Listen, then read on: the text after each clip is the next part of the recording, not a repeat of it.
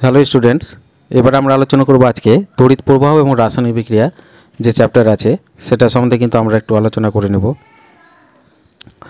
এটা মাধ্যমিকে কিন্তু খুব সুন্দর একটা চ্যাপ্টার অধ্যায়। মাধ্যমিক এখান থেকে কিন্তু প্রতিবারই প্রশ্ন থাকে, আর এটা অবশ্যই বুঝে নেবে, বুঝে নিলে আরও কিন্তু পড়তে তোমাদের আরও কিন্তু ভালো লাগবে। তাহলে প্রথমে এই তড়িৎ প্রবাহ, প্রথমে আছে তড়িৎ প্রবাহ এবং রাসায়নিক বিক্রিয়া। তাহলে প্রথম হচ্ছে তড়িৎ প্রবাহ বা তড়িৎ পরিবাহী কাকে বলে, এটা আমাদের কিন্তু জেনে নিতে হবে যে তড়িৎ পরিবাহী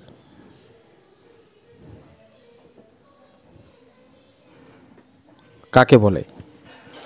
তাহলে তড়িৎ পরিবাহী কাকে বলে, তোমরা জানো যে যেসব পদার্থের মধ্য দিয়ে তড়িৎটা কিন্তু প্রবাহিত হয়, একটা পদার্থ যেসব পদার্থের মধ্য দিয়ে কিন্তু তড়িৎটা প্রবাহিত হয় তাদেরই তড়িৎ পরিবাহী বলে। বুঝলে, যেসব পদার্থের মধ্যে তড়িৎ মানে ইলেকট্রনগুলো যেতে পারে, যে ইলেকট্রনগুলো যেতে পারে যে সব পদার্থের মধ্যে দিয়ে, সেটাই কিন্তু তড়িৎ পরিবাহী বলা হয়। তা তড়িৎ পরিবাহীকে দু ভাগে ভাগ করা হয়, একটা হচ্ছে ধাতব বা অধাতব হতে পারে, একটা হচ্ছে ধাতব বা অধাতব, ধাতব বা অধাতব পরিবাহী, আর একটা হচ্ছে আমাদের তড়িৎ বিশ্লেষ্য পদার্থ।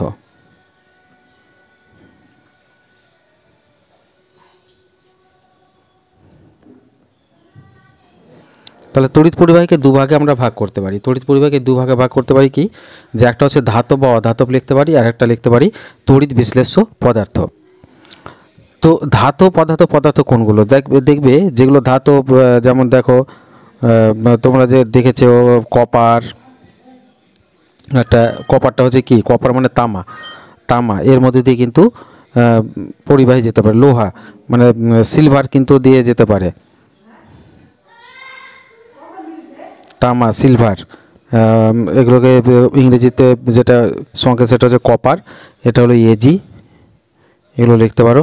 এগুলোর মধ্যে দিয়ে কিন্তু, এবং কিছু কিছু দেখবে অধাতু, যেমন গ্যাস কার্বন, গ্যাস কার্বনটাও কিন্তু একটা অধাতু, মানে ধাতব হতে পারে, ধাতব হচ্ছে তামা সিলভার এগুলো ধাতব, এবং কিছু অধাতব আছে। অধাতবগুলো কি, যে গ্যাস কার্বন, দেখবে গ্যাস কার্বনের মধ্যে দিয়ে কিন্তু তড়িৎ যেতে পারে, ইলেকট্রন যেতে পারে, সেই জন্য এই অধাতব পদার্থ বলে। তাহলে এদের একটা ধর্ম কি হলো, যে এরা যখন যাবে, এই ধরো তামার দিয়ে ইলেকট্রন যাবে, সিলভার দিয়ে যাবে, এরা কি হবে, শুধুমাত্র এদের শুধু উষ্ণতারই পরিবর্তন হবে, তাছাড়া আর কোনো কিছু কিন্তু পরিবর্তন হবে না। এদের শুধু উষ্ণতার পরিবর্তন হবে, কোনো রাসায়নিক কিন্তু পরিবর্তন এদের হয় না। তাহলে উষ্ণতা পরিবর্তন ছাড়া আর অন্য কোনো ধরনের রাসায়নিক পরিবর্তন হবে না, সেটাই হচ্ছে ইলেকট্রনীয় ধাতব পরিবাহী, এটা বলতে পারবে। এরপর আমরা আলোচনা করব তড়িৎ বিশ্লেষ্য পদার্থটা কি। তড়িৎ বিশ্লেষ্য পদার্থ বা তড়িৎ বিশ্লেষ্য কাকে বলে। প্রথমে আমাদের জেনে নিতে হবে যে তড়িৎ বিশ্লেষ্য জিনিসটা কি, বা তড়িৎ বিশ্লেষ্য কাকে বলে।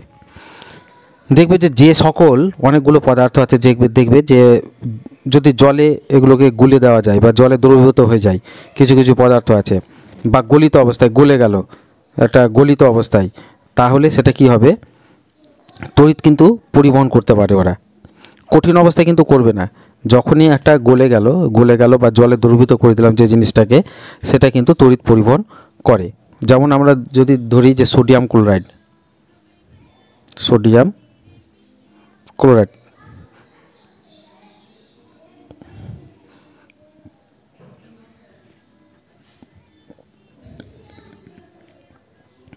এর সংকেত হচ্ছে NaCl, সোডিয়াম ক্লোরাইডের সংকেত হচ্ছে NaCl। তাহলে এটা যদি কঠিন অবস্থায় কিন্তু এ খুবই আকর্ষণ করে থাকবে, বন্ডিং করে আকর্ষণ করে থাকবে, কঠিন অবস্থায় কিন্তু এ তড়িৎ পরিবহন করবে না। কিন্তু একে যদি এমনি মুক্ত অবস্থায় রেখে দেয়, তাহলে কিন্তু গলে যাবে। এ গলে গেলে কী হবে, এর মধ্যে দিয়ে কিন্তু তড়িৎ পরিবহন হবে। অথবা জলে যদি আমি গুলে নিই, তাহলে সেটাও কিন্তু জলটা তড়িৎ পরিবহন করতে পারে। কেন, যে এটা তড়িৎ বিশ্লেষ্য পদার্থের রূপে এটা কিন্তু তখন আমার কাজ করবে। তাহলে যদি বলে তড়িৎ বিশ্লেষ্য কাকে বলে, তাহলে সংজ্ঞা হিসাবে তোমরা লিখতে পারো, তাহলে সংজ্ঞা হিসেবে তুমি লিখতে পারো এই সূত্রটা, কিন্তু তোমরা কথাটা লিখতে পারো। কারণ আমি বই ইউজ করেছি, কেন যে খাতায় লিখতে গেলে কিন্তু অনেকটা টাইম লেগে যাবে, তার জন্য আমি এই বই থেকে দেখিয়ে দিলাম। শুধু আমি যেগুলো বোঝানোর জিনিসগুলো সেটা আমরা কিন্তু বুঝিয়ে দেবো। তাহলে তড়িৎ বিশ্লেষ্য কাকে বলে, দেখো যে সকল যৌগিক পদার্থ গলিত অবস্থায় অথবা উপযুক্ত দ্রাবকে দ্রবীভূত অবস্থায় ক্যাটায়নে ও অ্যানায়নে বিশ্লিষ্ট হয়ে ক্যাটায়নে ও অ্যানায়নে বিশ্লিষ্ট হয়ে তড়িৎ পরিবহন করে এবং তড়িৎ প্রবাহের ফলে রাসায়নিকভাবে পরিবর্তিত হয়ে নতুন ধর্ম বিশিষ্ট পদার্থ কি হচ্ছে উৎপন্ন করে, সেই সকল যৌগকে তড়িৎ বিশ্লেষ্য পদার্থ বলে। তাহলে তড়িৎ বিশ্লেষ্য পদার্থ কাকে বলে যদি প্রশ্ন আসে পরীক্ষাতে, সেটা কিন্তু এটাই লিখবে যে গলিত অবস্থায় হতে পারে বা উপযুক্ত দ্রাবকে দ্রবীভূত অবস্থায় ক্যাটায়ন অ্যানায়নে কিন্তু বিশ্লিষ্ট হয়ে তড়িৎ পরিবহন করে এবং তড়িৎ যে পরিবহনকালে এর রাসায়নিকভাবে পরিবর্তিত নতুন একটা পদার্থ উৎপন্ন করে, তাকেই তড়িৎ বিশ্লেষ্য পদার্থ বলে। এখন প্রশ্ন থাকে আবার কিছু কিছু প্রশ্ন এসে এগুলো দেখে নেবে। এগুলো এবার দেখুন যে কঠিন অবস্থায় NaCl তড়িৎ পরিবহন করে না, এর কারণটি কি? কঠিন অবস্থায় কিন্তু NaCl তড়িৎ পরিবহন করে না কারণ, তাহলে দেখবে যে কঠিন অবস্থায় যদি NaCl থাকে তাহলে Na হচ্ছে প্লাস এবং Cl হচ্ছে মাইনাস, মানে এটা ক্যাটায়ন, এটা হচ্ছে অ্যানায়ন। তাহলে কী হবে, এরা পরস্পর মানে কঠিন অবস্থায় কিন্তু এরা পরস্পর প্রচুর আকর্ষণভাবে কিন্তু এরা তীব্র মানে কুলম্বীয় যে একটা আকর্ষণ বলা আছে, আমরা বলেছিলাম যে প্লাস আর নেগেটিভ এরা পরস্পর আকর্ষণ করে থাকবে। ক্যাটায়ন অ্যানায়ন পরস্পর পজিটিভ নেগেটিভ সবসময় আকর্ষণ করবে আমরা জানি। তাহলে এমনভাবে কুলম্বীয় আকর্ষণ বলার দ্বারা ধরে থাকছে এরা যে এদের ফলে মুক্ত যে আয়নগুলো আছে বা মুক্তভাবে যে আয়ন সেগুলো কিন্তু মুক্ত থাকছে না, মুক্তভাবে চলে বন্ড হয়ে আছে। প্রত্যেকটা আয়ন কিন্তু এখানে প্রত্যেকটা সময় কিন্তু বদ্ধ হয়ে আছে, আবদ্ধ হয়ে আছে। সেই জন্য কি এ ফ্রিভাবে চলাচল করতে পারছে না আয়নগুলো। আর আয়ন যদি না চলে তাহলে তো আমরা জানি যে ইলেকট্রনটা কে নিয়ে যাবে, কে তড়িৎ পরিবহন করবে। এই জন্য কঠিন অবস্থায় কিন্তু NaCl তড়িৎ পরিবহন করে না। তাহলে এটা লিখে নেবে, কঠিন অবস্থায় NaCl তড়িৎ পরিবহন করে না কারণ দেখো সোডিয়াম ক্লোরাইড একটি কঠিন আয়নীয় যৌগ, এর মধ্যে বিপরীত আধানযুক্ত সোডিয়াম আয়ন, সোডিয়াম এবং ক্লোরাইড Cl- আয়ন তীব্র আকর্ষণ বল দ্বারা পরস্পর যুক্ত থাকে, এর ফলে মুক্তভাবে আয়নগুলি চলাচল করতে পারে না, সেজন্য কঠিন অবস্থায় NaCl তড়িৎ পরিবহন কিন্তু করে না। এটা খুব ইম্পর্টেন্ট কোশ্চেন। আরেকটা কোশ্চেন দেখবে যে গলিত অবস্থায় NaCl তড়িৎ পরিবহন করার কারণ কি হচ্ছে। গলিত অবস্থায় দেখো বলছে সোডিয়াম ক্লোরাইড আয়নীয় যৌগ হওয়ায় এর গলনাঙ্ক খুব উচ্চ হয়। সোডিয়াম ক্লোরাইডকে তাপ প্রয়োগ করে গলিত অবস্থায় আনলে আয়নীয় বর্ধন অর্থাৎ সোডিয়াম এবং ক্লোরিন আয়নগুলির মধ্যে আকর্ষণ বল কিন্তু হ্রাস পেয়ে যায়, এর ফলে আয়নগুলি মুক্তভাবে চলাচল করে তড়িৎ প্রবাহ সম্পন্ন করে। তাহলে এটা কি একটা, তাহলে দেখে নাও যে যদি গলিত যখন হচ্ছে NaCl তাহলে কি হবে, এদের গলনাঙ্ক খুব উচ্চ হয়। এই যে NaCl আছে, NaCl এদের কি হচ্ছে গলনাঙ্ক কিন্তু খুব হচ্ছে, মানে গলনাঙ্ক উচ্চ মানে কি, একে পৃথক করতে গেলে প্রচুর পরিমাণে তাপ দিতে হবে। তাহলে প্রচুর পরিমাণে তাপ দিতে গেলেই কিন্তু গলে যাবে, কারণ গলনাঙ্ক খুব কিন্তু উচ্চ এদের। তাহলে আমি যদি NaCl এটাকে যদি আমি প্রচুর পরিমাণে তাপ দিই তাহলে কি হবে, এটা গলে যাবে এবং গলার ফলে কি হচ্ছে আকর্ষণ বলটা এরা কিন্তু যে পরস্পর আকর্ষণ দিয়ে এরা আবদ্ধ ছিল, আকর্ষণ বলটা হালকা হয়ে যাবে, তখন কি হবে আয়নগুলো মুক্তভাবে তখন চলাচল করতে পারবে। সেই জন্য কিন্তু গলিত অবস্থায় কিন্তু তড়িৎ পরিবহন করতে পারে, এটা লিখবে। আর একটা জলীয় দ্রবণে তড়িৎ বিশ্লেষণ, জলীয় দ্রবণে আবার NaCl করে কেন, সেটা যদি প্রশ্ন আসে তাহলে কিন্তু সেটা এখান থেকে লিখবে। দেখো জলীয় দ্রবণে NaCl এর তড়িৎ পরিবহনের কারণটা কি, বলছে জল একটি ধ্রুবীয় দ্রাবক, মানে পোলার একটা হবে, পোলার সলভেন্ট। জল একটি, আমরা জানি যে জল হচ্ছে একটা পোলার সলভেন্ট, জল একটা ধ্রুবীয় দ্রাবক এবং ইহার যে পরাবৈদ্যুতিক ধ্রুবক সেটা হচ্ছে ডাইইলেকট্রিক কনস্ট্যান্ট যাকে বলা হয়। পরাবৈদ্যুতিক ধ্রুবকটা এর মান খুব কিন্তু উচ্চ হয়। এই দুটি ধর্মের জন্য জল সোডিয়াম এবং ক্লোরিন আয়নগুলির মধ্যেকার বন্ধনকে দুর্বল করে দেয়, এর ফলে আয়নগুলি গতিশীল হয় এবং তড়িৎ পরিবহন করে। সেম জিনিস গলিত অবস্থায় NaCl যেটা করে সেটা প্রচুর পরিমাণে তাপ দিয়ে আমরা করেছিলাম।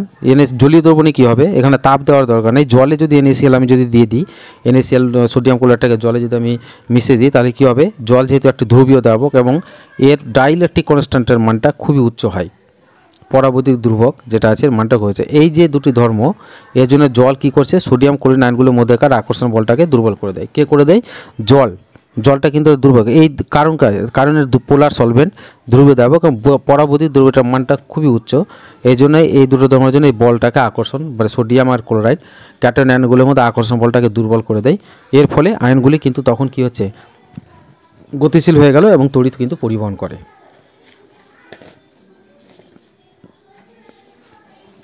এরপরে আমরা কয়েকটা জেনে নেব যে তীব্র তড়িৎ বিশ্লেষক কাকে বলে এবং মৃদু তড়িৎ বিশ্লেষক কাকে বলে, এটা প্রশ্ন আসে। তো তীব্র তড়িৎ বিশ্লেষক কাকে বলে এবার দেখে নাও।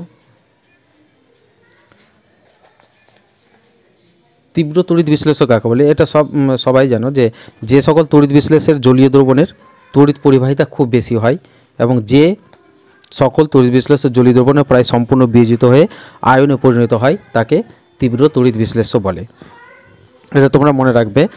আর যে সকল তড়িৎ বিশ্লেষের জলীয় দ্রবণে তড়িৎ পরিবাহিতা কম হয়, মানে যে সকল একটা তড়িৎ বিশ্লেষ্য পদার্থ আছে এর তড়িৎ পরিবাহিতা তড়িৎ পরিবহনটা কিন্তু খুব কম করে, খুব বেশি করে না, এবং এর তড়িৎ বিশ্লেষের সামান্য সংখ্যক অণুই জলীয় দ্রবণে আয়নে বিয়োজিত হয়। কম সংখ্যক আয়ন জলীয় দ্রবণে বিয়োজিত হয় বলে কিন্তু তড়িৎ পরিবহনটাই এ কিন্তু কম করে। আর যদি যার সম্পূর্ণ বিয়োজিত যদি হয়ে যায় তাহলে আয়নটা বেশি হয়ে যায়, এবং আয়ন বেশি হলে কী হবে, এর তড়িৎ পরিবাহিতাটা কিন্তু খুব বেশি হয়ে যাবে। তাহলে যদি তড়িৎ পরিবাহিতাটা খুব বেশি হয় তাহলে আমরা জানি যে সম্পূর্ণ বিয়োজিত হবে জলীয় দ্রবণে, তড়িৎ বিশ্লেষ্য পদার্থ আয়নে পুরো বিয়োজিত হয়ে আয়নে পরিণত হবে। আর যদি মৃদু তড়িৎ বিশ্লেষ্য বলে তাহলে সম্পূর্ণভাবে বিয়োজিত হবে না, কিছু কিছু হবে, তাকে মৃদু তড়িৎ বিশ্লেষ্য বলে। তাহলে এখানে প্রশ্ন থাকতে পারে মাধ্যমিকে যে তীব্র তড়িৎ বিশ্লেষের কিছুটা নাম লেখো। তা এখানে দেখো H2SO4 মানে এটাকে বলা হয় সালফিউরিক অ্যাসিড, HNO3 এটাকে বলা হয় নাইট্রিক অ্যাসিড, এবং HCl হচ্ছে হাইড্রোক্লোরিক অ্যাসিড। এগুলো কিন্তু তীব্র তড়িৎ বিশ্লেষ্য, এই জন্য এগুলোকে জলে মিশিয়ে এগুলোর মধ্যে কিন্তু তড়িৎ বিশ্লেষণ পদ্ধতিতে কিন্তু এই অ্যাসিডগুলো ব্যবহার করা হয়।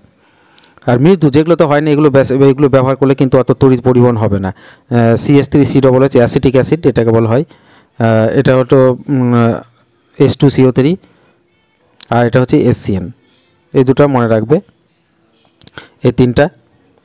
আর ক্ষারক হচ্ছে NaOH, KOH, এটা হচ্ছে তীব্র ক্ষারক। এগুলো ক্ষারকের ধর্মটা কিন্তু প্রচণ্ড পাওয়া যায়। আর মৃদু ক্ষারক যদি বলে তাহলে বলবে NH4OH, CaOH, AlOH3। আর যদি লবণ বলে তাহলে লবণটা সোডিয়াম ক্লোরাইড, যেটা আমরা এখন দেখাচ্ছি, এটা হচ্ছে তীব্র তড়িৎ বিশ্লেষ্য, সোডিয়াম ক্লোরাইড, পটাশিয়াম ক্লোরাইড, এগুলো সব। আর যদি কম বলে তাহলে AgCl2 এবং ZnCl2, জিঙ্ক ক্লোরাইড, এগুলো কিন্তু হবে কি মৃদু তড়িৎ বিশ্লেষ্য। তাহলে এই জিনিসগুলো কিন্তু মনে রাখবে। আর প্রশ্ন থাকতে পারে তীব্র তড়িৎ বিশ্লেষ্য এবং মৃদু তড়িৎ বিশ্লেষের পার্থক্য লেখো, 2টি করে বা 3টি করে। তাহলে কি লিখবে, এখানে বলে দিয়েছে দেখো জলীয় দ্রবণে তড়িৎ পরিবাহিতা খুবই হবে, উচ্চ হবে। এর জলীয় দ্রবণে তড়িৎ জলে তো প্রচুর পরিমাণে পরিবহন করবে তীব্রটা, মৃদুটাতে খুব কম করবে, এই জন্য একটা করে পয়েন্ট লিখবে। জলীয় দ্রবণে সম্পূর্ণভাবে আয়নে বিয়োজিত হয়ে যাবে, এটা কিন্তু আংশিকভাবে হবে, সম্পূর্ণ হবে না। কিছুটা উদাহরণ দিয়ে দিলে যেমন NaCl, NaOH, এগুলো কিন্তু এরা হাই পোলার কোভ্যালেন্ট যৌগ, এরা উচ্চ ধ্রুবীয় সমযোজী হয়, মৃদু তড়িৎ বিশ্লেষ্যটা যেটা আছে। আর এদের জলীয় দ্রবণে শুধুমাত্র আয়ন উপস্থিত থাকবে, এর জন্য আয়ন অণু উভয়ই উপস্থিত থাকবে, কারণ এখানে সম্পূর্ণ অণু কিন্তু এখানে বিয়োজিত হয় না, তাহলে ওই জন্য কিছুটা অণুও থাকবে এবং আয়নও থাকবে মৃদুতাতে, কিন্তু এখানে একমাত্র অণু কোনো থাকবে না, শুধুমাত্র সব আয়ন উপস্থিত থাকবে তীব্র তড়িৎ বিশ্লেষ্য। তাহলে এই দুটো পার্থক্য তোমরা কিন্তু ভালোভাবে করে নিবে। এরপরে আমরা করব যে ধাতব পরিবাহী আর তড়িৎ বিশ্লেষ্য পরিবাহী, এর একটা পার্থক্য আমরা করে নিতে পারি। একটা জিনিস দেখে নিবে যে ধাতব পরিবাহী যে আছে, একটা ধাতব পরিবাহী, ধরো একটা তামা, এটাকে আমরা ধাতব পরিবাহী বলি। তামাকে কি বলি আমরা, ধাতব পরিবাহী। এ কি হবে, এ যদি উষ্ণতা, তামা ধরো যদি উষ্ণতা বাড়াই, উষ্ণতা বাড়ালে, আমি আগে বললাম যে ধাতব পরিবাহী যদি উষ্ণতা বাড়াই তাহলে কি হবে, এর রোধ বেড়ে যাবে। উষ্ণতা বাড়ালে সবসময় রোধ বেড়ে যাবে ধাতব পরিবাহীর। উষ্ণতা যখন বাড়াবো তাহলে কি হবে, এর রোধ বেড়ে যাবে। আর রোধ বেড়ে গেলে ফলে কি হবে, যে তড়িৎ যে পরিবাহিতা করার ক্ষমতা সেটা কিন্তু কমে যাবে। তড়িৎ পরিবাহিতা মানে তড়িৎ পরিবহন করার ক্ষমতাটা কিন্তু কমে যায়। রোধ যত বেশি হবে তড়িৎ পরিবহন করার ক্ষমতা কমে যাবে। কখন, যদি উষ্ণতা বাড়ায়। আর তড়িৎ বিশ্লেষ্য যেগুলো পদার্থ থাকে যেমন NaCl, সোডিয়াম ক্লোরাইড, এইগুলো কি হয়, তড়িৎ বিশ্লেষ্য যেগুলো পদার্থ আছে যেমন NaCl ধরে নাও, তড়িৎ বিশ্লেষ্য পদার্থ,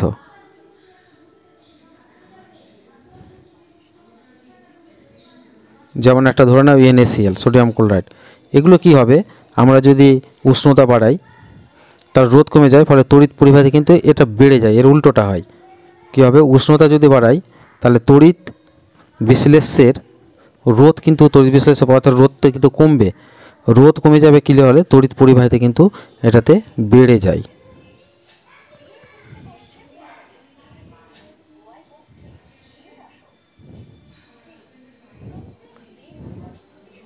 কারণ এর গলনাঙ্ক উচ্চ গলনাঙ্ক, এরা উচ্চ গলনাঙ্ক থাকার ফলে কি হবে, যত তাপ দিব তত কিন্তু এরা আকর্ষণ বলটা কিন্তু কমে যাবে, আকর্ষণ বলটা যখনই কমে যাবে, আকর্ষণ বলটা তখনই কি করবে, এরা তড়িৎ পরিবহন করতে হবে, মানে আয়নে ভেঙে যাবে, তখন তড়িৎ পরিবহনটা করতে পারবে। তো যত তাপ দিব তত কি হবে, তত গলবে, ততটাই কিন্তু ওরা আকর্ষণ বলটা কমবে এবং তড়িৎ পরিবাহিতাটা কিন্তু বেড়ে যাবে। তাহলে এই দুটো একটা কিন্তু লিখতে পারে যে ধাতব পরিবাহী আর তড়িৎ বিশ্লেষ্য পদার্থের কিছু পরিবাহীর মধ্যে পার্থক্য যদি বলে তাহলে এটা কিন্তু তোমরা লিখতে পারো। এবার আমরা কোশ্চেন দেখব যে লঘু H2SO4, এই পরীক্ষাতে খুব থাকে, খুব ইম্পর্টেন্ট কোশ্চেন এটা, VBI মাধ্যমিকে থাকে, যে লঘু সালফুরিক অ্যাসিড মানে H2SO4, লঘু সালফুরিক অ্যাসিড গাঢ় সালফুরিক অ্যাসিড অপেক্ষা তীব্র কেন হয়, এর কারণ আমাদের জানতে হবে। তো দেখো, যে প্রথম হচ্ছে গাঢ় যে H2SO4 আছে সেটা কিন্তু বিয়োজিত হয়ে কি হবে, গাঢ় H2SO4 লিখে নিতে পারো যে গাঢ় H2SO4 বিয়োজিত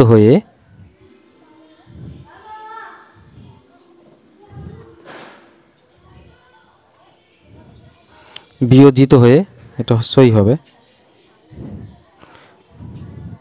আচ্ছা, গাঢ় H2SO4 বিয়োজিত হয়ে এটা কি হবে, H3O উৎপন্ন করে, H3O উৎপন্ন করে, মানে এটাকে বলা হয় হাইড্রোনিয়াম আয়ন, হাইড্রোনিয়াম আয়ন। তাহলে গাঢ় H2SO4 বিয়োজিত হয়ে H3O প্লাস উৎপন্ন করবে, এটা খুব কম উৎপন্ন হবে, H3Oটা কি হবে, খুব কম সংখ্যক উৎপন্ন করবে। তাহলে গাঢ় H2SO4 বিয়োজিত H3O প্লাস উৎপন্ন করে খুব কম পরিমাণে, মানে সম্পূর্ণ বিয়োজিত হবে না, গাঢ় H2SO4 খুব কম পরিমাণে বিয়োজিত হবে। তার মানে আয়নটা কি হচ্ছে, সংখ্যাটা কমে যাচ্ছে গাঢ় H2SO4। কিন্তু যদি এই যে সালফুরিক অ্যাসিড, গাঢ় সালফুরিক অ্যাসিড আছে, সেটাকে আমি যদি জলে দিয়ে দিই, তাহলে একে যদি জলে দ্রবীভূত করলাম, জলে দ্রবীভূত করলে কি হবে, এ হালকা হয়ে যাবে, মানে লঘু হয়ে যাবে। আমি যদি গাঢ় কোনো জিনিসে একটা আমি যদি জল দিই তাহলে কি হবে, এটা লঘু হয়ে যাবে। ধরো একটা ময়দা আছে, ময়দাতে আমি যদি জল দিলাম তাহলে কি ময়দাটা পাতলা হয়ে যাবে, এরকমই গাঢ় H2SO4 আমি যদি জল দিই তাহলে জল কি হচ্ছে, এটা লঘু হয়ে গেল। তাহলে জলে দ্রবীভূত করলে সালফুরিক অ্যাসিডটা গাঢ় ছিল, তাহলে কি হয়ে যাবে, লঘু H2SO4 হয়ে গেল। তাহলে লঘু H2SO4 কি হবে, এ কিন্তু প্রচুর পরিমাণে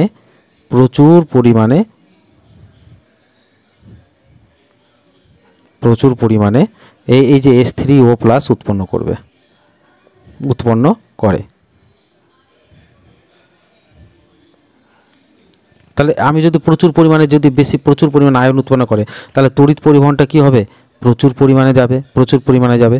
সেই জন্য লঘু সালফুরিক অ্যাসিডটা কি হচ্ছে, গাঢ় থেকে অপেক্ষা তীব্র হয়। তাহলে এটাই কিন্তু অ্যান্সারটা, তোমরা এটা লিখে নিতে পারবে। ওকে, এবার আমরা আলোচনা করব তড়িৎ বিশ্লেষণ কাকে বলে। এটা পরীক্ষাতে প্রশ্ন আসবে যে তড়িৎ বিশ্লেষণ কাকে বলে। তাহলে তড়িৎ বিশ্লেষণ বলার আগে আমি তড়িৎ বিশ্লেষণটা কীভাবে করা হয় সেটা আমরা কিন্তু একটু আলোচনা করি। তড়িৎ বিশ্লেষণ কি হলো, যে তড়িৎ বিশ্লেষণ হলো এক ধরনের একটা পাত্রে, ধরো এটা একটা পাত্র আছে, এই একটা পাত্র রাখলাম, এই পাত্রের মধ্যে তড়িৎ বিশ্লেষণটা করব। তাহলে এই পাত্রটা যে আছে সেটাকে যে পাত্রে রাখা হয়, তড়িৎ বিশ্লেষক পদার্থগুলো রেখে যে তড়িৎ বিশ্লেষণ করা হয়, এই পাত্রটাকে 1 নম্বর আমরা বলা হয় তড়িৎ বিশ্লেষক কোষ, বা 1 নম্বরে বলতে পারো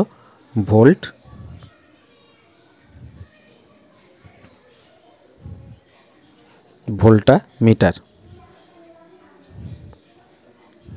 এটাকে বলা হয় ভোল্টামিটার। আরেকটা জিনিস লাগবে, সেটা হচ্ছে তড়িৎদ্বার। তড়িৎদ্বারটা কি, যে এই ধরো একটা ভিতরে অ্যাসিড আছে, এতটা আমার অ্যাসিড আছে বা গলিত অবস্থায় কোনো তড়িৎ বিশ্লেষক আছে, এর ভিতরে এখানে একটা আমরা তড়িৎদ্বার রাখবো।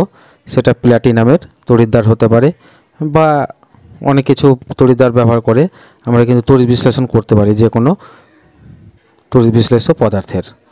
তো ধরো এটা প্ল্যাটিনামের একটা তড়িৎদ্বার আছে, প্ল্যাটিনাম দিয়ে তৈরি। তো কী দিয়ে তৈরি? এটা হচ্ছে প্ল্যাটিনাম, পিটি, এটাও প্ল্যাটিনাম দিয়ে তৈরি। তাহলে একটা থাকবে প্লাস আর একটা হবে মাইনাস।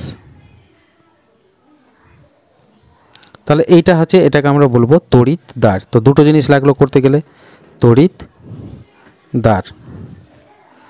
3 নম্বর আরও কি লাগবে? অ্যানোড। অ্যানোড কাকে বলে? যে তড়িৎদ্বারটি ব্যাটারির ধনাত্মক মেরুর সঙ্গে যুক্ত করছি। এটা প্ল্যাটিনামের দুটো তড়িৎদ্বার। তাহলে এইটাকে ধরলাম আমি যে ধনাত্মক মেরুর সঙ্গে যুক্ত করছি, এটা ব্যাটারির একটা ধনাত্মক মেরুর সঙ্গে এটাকে আমি যোগ করছি, এই জন্য আমি এখানে ধনাত্মক লিখে রেখেছি, এটাকে নেগেটিভ রেখেছি। তাহলে এইখানে ধরো একটা ব্যাটারি আছে, এটা একটা ব্যাটারি। তাহলে ব্যাটারির এটা হচ্ছে প্লাস, এটা হচ্ছে মাইনাস, আমি ধরে নিলাম। তাহলে এই প্লাসটা কি হচ্ছে, এর সঙ্গে লাগাবো, এবং মাইনাসটা এর সঙ্গে লাগাবো। তাহলে কি হবে, একটা ব্যাটারি দিয়ে আমি প্লাসটা এভাবে যাবে এবং মাইনাসটা এখানে আসবে। তাহলে এ কি হচ্ছে, এ প্লাস, এটা মাইনাস।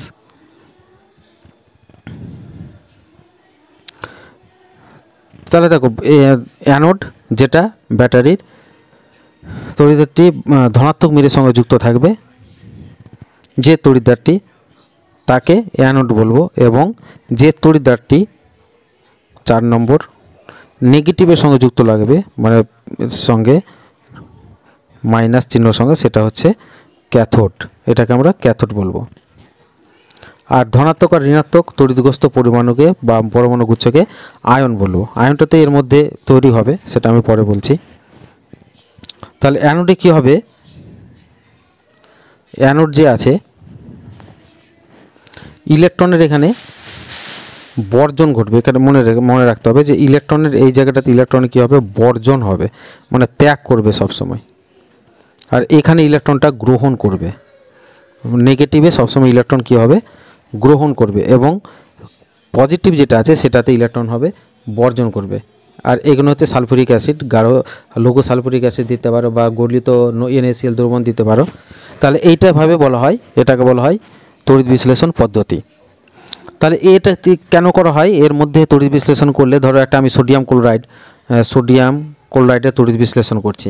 তাহলে সোডিয়াম ক্লোরাইডটাকে এর মধ্যে দিয়ে দেবো, এই জলের মধ্যে মিশিয়ে দেবো, জলের মধ্যে মেশানো তড়িৎ করি, তাহলে সোডিয়াম কিন্তু জমে যাবে। এই যে মাইনাস আছে সেখানে তোমার ক্যাথোডে সোডিয়ামটা জমা হয়ে যাবে, লবণটা জমা আমরা করতে পারি, লবণটা সংগ্রহ করতে পারি। মানে তড়িৎ বিশ্লেষণের ফলে যে একটা তড়িৎ বিশ্লেষ্য যে করলাম, তড়িৎ দিলাম, এর ফলে রাসায়নিক পদার্থ হচ্ছে নতুন একটা রাসায়নিক ধর্মবিশেষ নতুন একটা পদার্থ উৎপন্ন হয়। এই পদার্থ উৎপন্নটাকে আমরা বলবো তড়িৎ বিশ্লেষণ। ঠিক আছে, তা তড়িৎ বিশ্লেষণ কাকে বলে, পরীক্ষাতে আসলে তুমি লিখবে এটা, আমি এখানে দেখিয়ে দিচ্ছি। দেখো তড়িৎ বিশ্লেষণ কাকে বলে, বলছে গলিত বা উপযুক্ত দ্রাবকে দ্রবীভূত অবস্থায়, মানে জলের মধ্যে আমি যদি লবণটাকে দিয়ে দিই, তাহলে এটাকে বলছে দ্রাবকে দ্রবীভূত হয়ে গেল। বা গলিত মানে এমনি ছেড়ে দিলে গলে যাবে, সেই গলিতটাও নিতে পারি।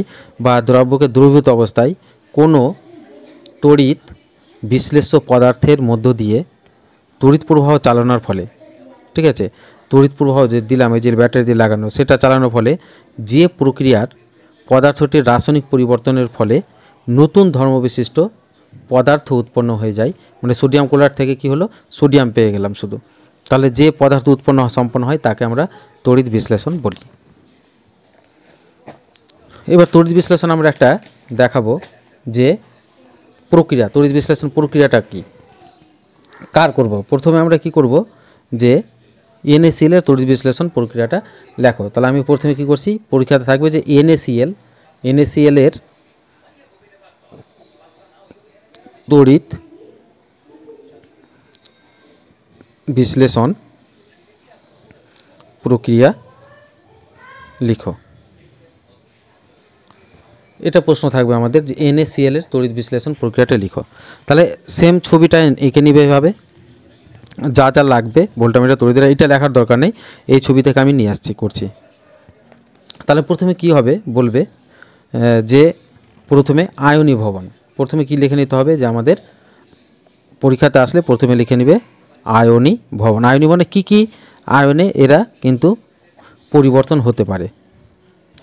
তাহলে প্রথমে আমি যদি বলি গলিত অবস্থায়, গলে গেছে নিজে মনে গলে গেল, ধরো গলিত অবস্থায় যদি প্রচুর পরিমাণে যদি তাপ দিই NaClটাকে, তাহলে সেটা কি হবে গলে যাবে। তাহলে এই গলাটাকে যদি এখানে কিন্তু কোনো আমি জল দিইনি, শুধু গলিত অবস্থায় করছি, তো গলিত অবস্থায় কি হবে প্রচুর পরিমাণে তাপ দিলে লবণটা কী হয়ে যাবে গলে যাবে, এবং লবণে গলে যাওয়ার ফলে সোডিয়াম ক্লোরাইডটা গলে যাওয়ার ফলে কী হবে এগুলো আঠা আঠা ভাবের মতো গলে যাবে। এবার আমরা কি করব সেটাতে তড়িৎদ্বার প্ল্যাটিনাম ব্যবহার করব এবং ব্যাটারির সাহায্যে পজিটিভ এবং নেগেটিভ লাগিয়ে দিব। তাহলে আমার এটা হয়ে গেল কি একটা তড়িৎ বিশ্লেষক বা ভোল্টামিটার আমার তৈরি হয়ে গেল।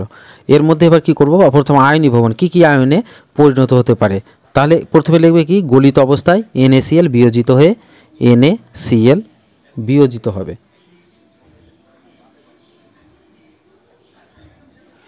NaCl বিয়োজিত হয়ে কী হবে সোডিয়াম প্লাস, মানে এটা ক্যাটায়নে, এটাকে বলবো আমরা ক্যাটায়ন, ঠিক আছে, ক্যাটায়ন ও Cl মাইনাস, ক্লোরিনটা হবে মাইনাস, এটা হচ্ছে অ্যানায়ন,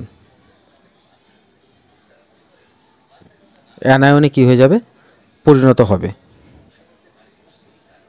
প্রত্যেকটা আয়নী ভবনটা তোমাকে কিন্তু করতে হবে পরীক্ষাতে। ক্যাটায়ন অ্যানায়নে পরিণত হয়ে গেল, তাহলে আমরা এটাকে এক কথায় লিখতে পারি যে NaCl, এখানে গলিত লিখবে এটা এভাবে এটা, তাহলে Na, এটা এদিকেও আসতে পারে বা এদিকে আসতে, উভমুখী বিক্রিয়া বলা হয় এটাকে।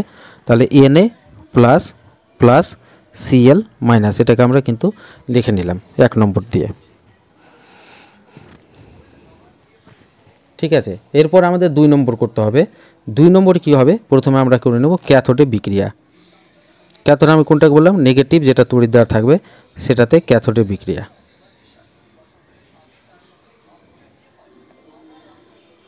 তাহলে ক্যাথোড বিক্রিয়া লেখার সময় আমরা কী লিখব দেখো, ইলেকট্রনগুলো সবসময় কী হবে আমি যখন ব্যাটারি দিলাম তাহলে পজিটিভ থেকে নেগেটিভের দিকে যেতে থাকবে, পজিটিভ থেকে নেগেটিভ দিকে ইলেকট্রনগুলো চলে যাবে। তাহলে পজিটিভ প্রথমে কী হবে তাহলে সোডিয়াম যে ক্যাটায়ন আছে পজিটিভগুলো সেগুলো কী হবে এই দিকে আসবে, মানে সোডিয়ামের যে এখানে সোডিয়াম যে আছে এখানে সোডিয়াম তো আমরা জানি পজিটিভ, তাহলে পজিটিভগুলো পজিটিভে এসে এটা দিয়ে এসে কী হবে এদিকে আসবে। তার মানে সোডিয়াম যে আয়নগুলো ছিল এটা সেটা কী হবে এই দিকটা আসবে, এই যে মাইনাসের দিকে, কারণ আকর্ষণ হবে, ওরা আকর্ষণ হবে যখন আমি তড়িৎ বিশ্লেষণ করব। তাহলে সোডিয়াম যে আয়নগুলো ছিল সেটা কি হবে ক্যাটায়নগুলো সেটা এই দিকটা আসবে, পজিটিভ থেকে নেগেটিভের দিকে আসবে। তা আসার ফলে কি হবে লিখবে এখানে যে সোডিয়াম ক্যাটায়নগুলি পজিটিভ আয়নগুলো যেটা আছে ক্যাথোডে যায়, মানে ক্যাথোডে চলে যাবে, এখানে চলে আসবে। ক্যাথোডে যাওয়ার ফলে কি হবে ক্যাথোড থেকে ইলেকট্রন নিয়ে নেবে, ক্যাথোড থেকে যে ইলেকট্রন ছিল এখানে ইলেকট্রন আমি যে তড়িৎ দিয়েছি এটার মধ্যে কি ইলেকট্রন যাচ্ছিল, তাহলে এখান থেকে কি হচ্ছে এখানে আসলো, এখানে এসে কি ইলেকট্রন নিয়ে নিল, তো ইলেকট্রন গ্রহণ করে নিল, ইলেকট্রনটা গ্রহণ আমি আগে বলেছিলাম যে নেগেটিভটা ইলেকট্রন গ্রহণ করবে আর পজিটিভটা বর্জন করবে। তো এখানে যখন ইলেকট্রন গ্রহণ করে নিল তাহলে কি হবে নিস্তড়িতে পরিণত হয়ে গেল। নিস্তড়িত কেন হবে কারণ আমরা জানি সোডিয়াম হচ্ছে 2 8 1 ছন্দে থাকবে, 2 8 11, কারণ সোডিয়াম ইলেকট্রন সংখ্যা হচ্ছে 11টা, তাহলে প্রথম কক্ষে 2টা তারপর কক্ষে 8টা থাকবে তারপরে লাস্টে থাকবে 1টা, তাহলে একটা যদি নিয়ে নাই তাহলে কি হবে এ 2টো হয়ে গেল, তার মানে এটাকে নিস্তড়িত হয়ে গেল, ঠিক আছে। তাহলে নিস্তড়িত হয়ে গেল মানে কি এ নিষ্ক্রিয় গ্যাসের মতো না কাজ করবে, নিস্তড়িত এর কোনো তড়িৎ কাজ করবে না, নিস্তড়িত হয়ে গেল 2 8 2 এই সময় নিস্তড়িত হয়ে কি হবে এতে বিজারিত হয়ে যায়, যেহেতু এ গ্রহণ করেছে তাহলে কি হয়ে যাবে এখানে বিজারিত হয়ে যাবে, বিজারণ হয়ে গেল, তার মানে বিজারণ হয়ে গেল বিজারিত হয়ে গেল, তাহলে এখানে Na প্লাস ক্যাটায়নের কি হচ্ছে বিজারণে ঘটে, Na প্লাস যে ক্যাটায়ন আছে তার কিন্তু বিজারণ ঘটছে এখানে এসে। তাহলে এখানে ক্যাথোডিক বিক্রিয়া কী লিখবে যে Na প্লাস ক্যাটায়নগুলি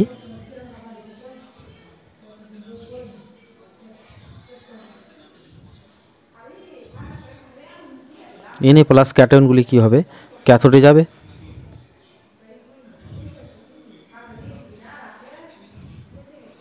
ক্যাথোডে যায়। ওকে, ক্যাথোডে Na প্লাস এনাগুলি ক্যাথোডে যায়। তাহলে কী লিখলাম, তাহলে Na প্লাস ক্যাটায়নগুলি ক্যাথোডে যায় এবং ক্যাথোডে থেকে কী হবে, ইলেকট্রন গ্রহণ করে নিল, ইলেকট্রন গ্রহণ করে নিস্তড়িত Na-তে বিজারিত হয়। তাহলে লিখতে পারি Na প্লাস, যেটা ছিল ক্যাটায়ন, এটা ক্যাটায়ন, ইলেকট্রন গ্রহণ করছে মানে প্লাস, এই জন্য গ্রহণ করছে ইলেকট্রনটা, ইলেকট্রনের সঙ্গে তো মাইনাস আমি আগে বলেছিলাম, ইলেকট্রন গ্রহণ করছে, গ্রহণ করে কি Na-তে বিজারিত হয়ে গেল। তার মানে এখানে ক্যাটায়নের কিন্তু বিজারণ ঘটে। ঠিক আছে, এখানে যে Na যে ক্যাটায়ন ছিল এটার, এর কী হচ্ছে, গ্রহণ করলো, তার জন্য এটা হচ্ছে বিজারণ ঘটলো। এবার আমরা লিখব 3 নম্বর, এটাই হচ্ছে লাস্ট আমাদের অ্যানোডে বিক্রিয়া। অ্যানোড বিক্রিয়া।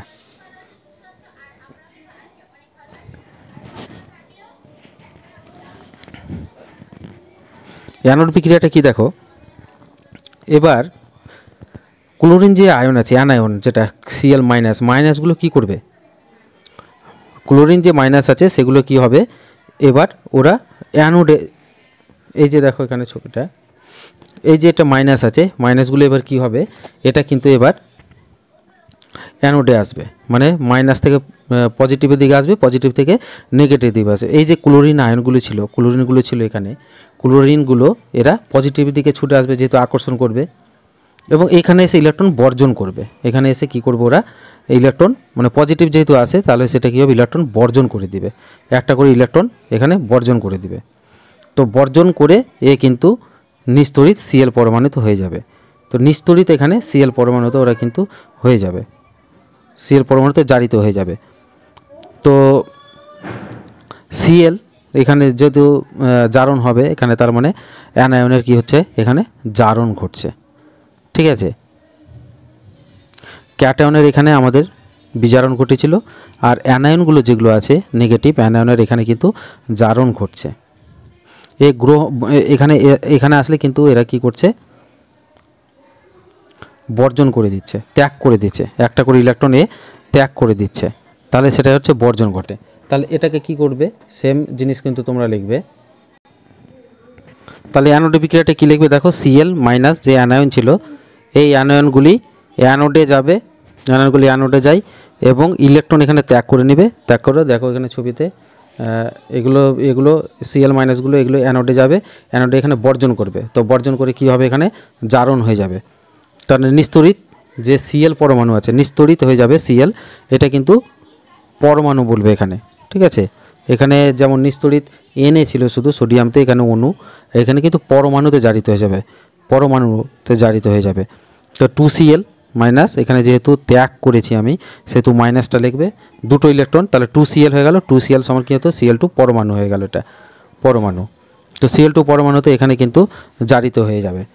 তাহলে এইভাবে তড়িৎ বিশ্লেষণে এবার ক্যাথোডে কী হবে, এর ফলে ক্যাথোডে এই যে Na উৎপন্ন হয়ে যাবে, ক্যাথোডে জমা হচ্ছে, সোডিয়ামগুলো কিসে জমা হচ্ছে, তোমার এখানে ক্যাথোডে জমা হয়ে যাচ্ছে সোডিয়ামগুলো, এবং যে ক্লোরিন গ্যাস উৎপন্ন হয়েছিল সেটা কি হবে, অ্যানোডে যে গ্যাসটি ছিল সেটা পদার্থরূপে, গ্যাসীয় পদার্থরূপে কিন্তু বেরিয়ে চলে আসবে, এটা গ্যাস হয়ে, ক্লোরিন তো একটা গ্যাস আমরা জানি, সেটা গ্যাসীয় পদার্থরূপে কিন্তু বেরিয়ে চলে আসবে। তাহলে তড়িৎ বিশ্লেষণের আরেকটা পার্ট নিয়ে আমরা খুব তাড়াতাড়ি আরেকটা পার্ট আমরা নিয়ে আসছি। তো এই যদি ভালো লাগে অবশ্যই চ্যানেলটা সাবস্ক্রাইব করবে এবং অবশ্যই বেল আইকনটা পাশে থেকে আমাদের পাশে থাকবে। তো আজকে আসি, ধন্যবাদ।